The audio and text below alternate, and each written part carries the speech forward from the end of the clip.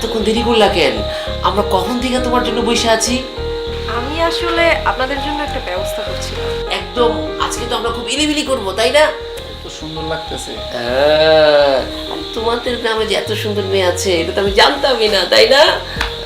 আর ও তোমার যেন দেখছো কি ড্রেস পরে।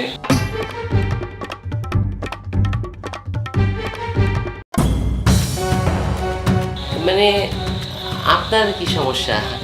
আপনিও কি মুরব্বী মানুষ এখানে বসে থাকবেন নাকি? মানে আমি বলতে চাইতেছি আপনি কি ওনার সাথে বসে আমাদের খেলাধুলা দেখবেন নাকি? হ্যালো ছোট, কত বড় সাহস আমাদের ধমকি দেয়! তুই কি আমাদের বলস না আমরা কারা?